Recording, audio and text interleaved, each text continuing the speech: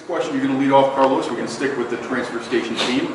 So Concord Street might be off the table, but we still have a transfer station in our district. It's a public safety hazard. It's a detractor to the quality of life here in Fairlawn, and it's a sad reminder that our elected officials have kind of neglected the neighborhood. So what's your idea for solving the problem, and would you involve residents, and if so, how? Yeah, so anything that has to do with the transfer station, it has to do with the city council. Okay, so they ultimately have the authority to make it happen or take it away. What we can do as legislators at the state level, one of the things that I did is that I put in legislation for $5 million to make sure that we had enough money to remedy it and prepare it for the next use.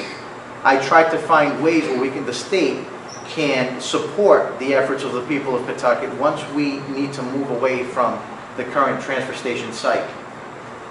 I worked with Councilwoman Megan Coleman to understand the trash issue better, the recycling issue better, and I've worked with EDP, Energy Development Partners, and others to understand what are the solar panel issues and other green energy alternatives. Whatever we do, in regards to panels, I've learned a lot. There are good panels and there are bad panels, and if we don't invest in the good ones, we will have a waste problem in 30 years of unrecyclable panels. Now, that could take care of the situation for 25 or 30 years.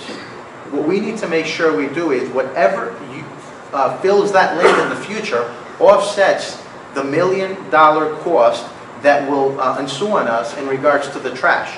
Now, we can make up for it with our taxes, and that's fine, but the landfill has 10 to 15 years left. Every year that the landfill's life goes down, the cost is going to go up because they have to maintain a very specific amount, minimum of $5 million in their coffers in order to operate in compliance. So they need to make sure of that, and you need to take into consideration the cost, the cost per living. So at the end of the day, we need to make sure that the money that place produces or saves us right now is there. Jonathan, you have the floor. First, I want to start off with not everything is about money. We can if there's a will, there's a way. We can find ways to make up for that money.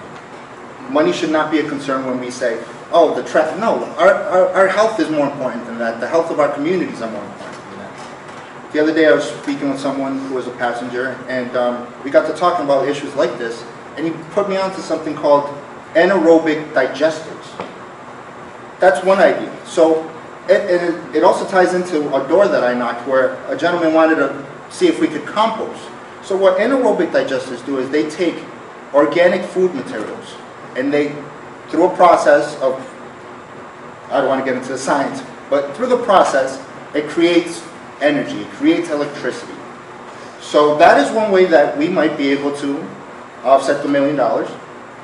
But it's a better way of being environmentally friendly and thinking about the future. We need to implement. Rhode Island needs to lead. Rhode Island is a small state. Its infrastructure isn't built up.